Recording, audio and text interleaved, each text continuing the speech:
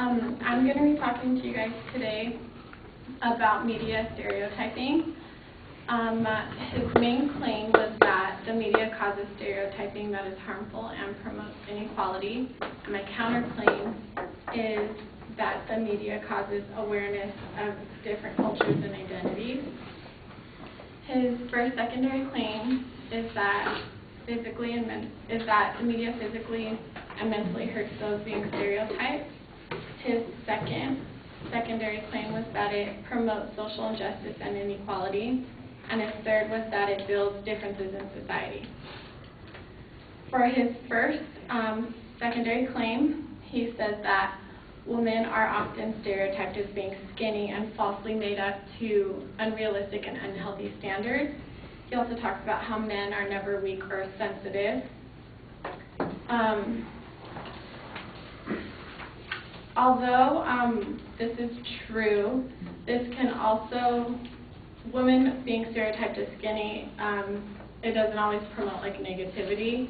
If someone sees like a skinny woman maybe in like a bathing suit and they want to wear that, it doesn't always mean to get to that point she's gonna like be anorexic. She can buy what the woman has on because it looks good on the woman, or possibly get like a gym membership and do it that way. It doesn't always have to result to like negative ways she's going to go on a diet pill to look like the woman portrayed. Also on askmen.com, which is a dating website, it says that most women like sensitive men, and sensitivity is what they're missing in a relationship. His second supporting claim for that first secondary claim was ethnicities are generally displayed in an insulting manner, and he uses the movie Barbershop as an example, where the movie is like showing the black culture's point of view, and it shows that whites are ignorant. Although this is true of that movie, this isn't true of all media. There's a show, I'm sure you guys know, it's the George Lopez show. It shows a lot of stereotypes of like the Hispanic culture, but although it shows the stereotypes, a lot of them are correct. I think it shows a lot of the positive aspects of it as well, that Mexican culture kind of revolves around food and family. His second secondary claim was that the media promotes social injustice and inequality. It says that people don't have the same opportunity because they are treated differently. This is true, but is this something we can blame on the media? This is something that has been in the U.S. or in the world, like in general. I don't know if we can necessarily blame the media for inequality or people being treated unequal. The second supporting claim was that the media showcases only a few types of ethnicities as being more violent and abusive than others. And there was also, he said something about the news and how 80% of Hispanic news is negative. What I found from that is I watch a show called Crime 360, and it's like about news, it's like real life stories about crime.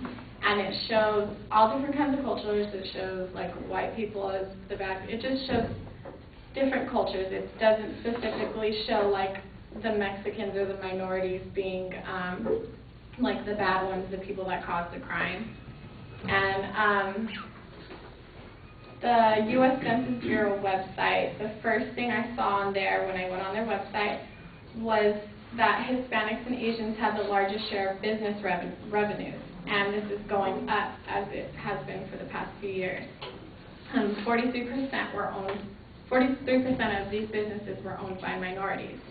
So that's just a counterexample of, that's the first thing I saw, which was positive about Hispanics on the news.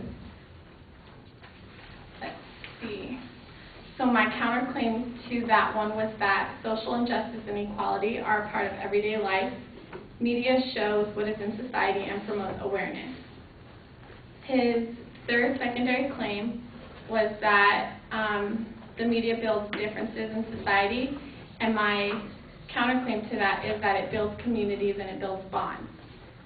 he first says that a non-discriminated ethnicity has more power over others. This is where it gets kind of confusing because we were talking about men versus women and ethnicity versus races, and there's no evidence that shows that. We can use Cal Poly as an example. The Black Student Union or the Cesar Chavez Center, those are both minorities if we say like white people are non-discriminated against. And I think both of those are a support group and they have a lot of power. It also says that it stereotypes people as being evil or poor. A lot of the news right now shows everybody. Everybody is in bad situations, no matter what ethnicity you are.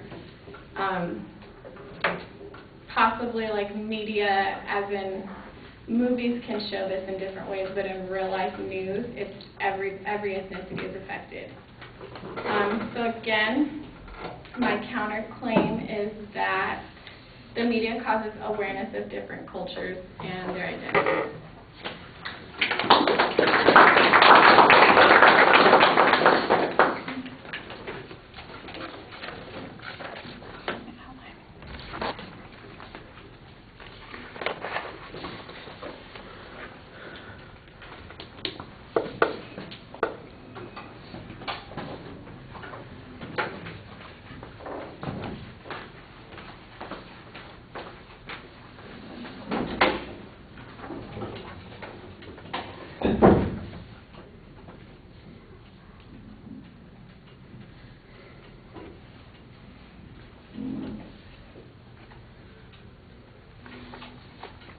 All right, the identification at the beginning is pretty clear, and your signposting throughout the presentation I think is solid.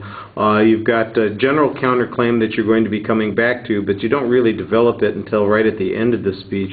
I think on your individual points, you need to kind of challenge what the advocate's evidence says a little bit more on the first point. You just kind of have a hypothetical on this swimsuit issue and the impact that it has on how people perceive others. I'm not sure that you're getting a big enough picture on this kind of issue. That the idea that it makes people sensitive to their weight or self-conscious about their appearance or something like that. You basically are just coming up with your own hypothetical example on that one. And there's plenty of information to suggest that people largely ignore the media when it comes to those kinds of issues because, let's face it, this is not a population that has a problem with being underweight. That seems to be the other direction.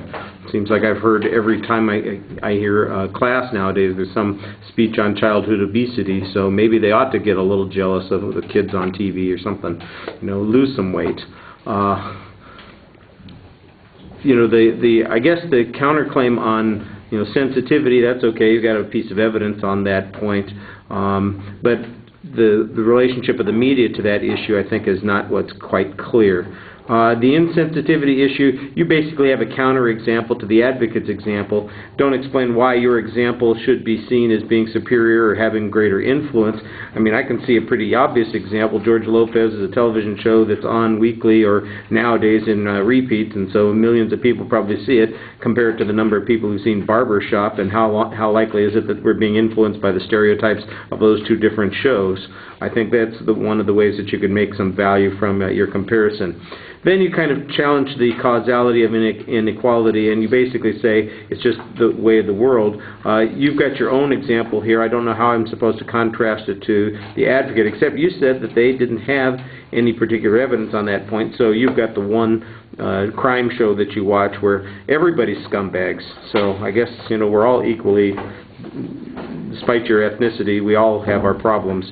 The economic issue, I'm not sure how much you're getting out of that. I don't know how much it applies to the advocate's position. That point was a little bit less clear. All right, thank you.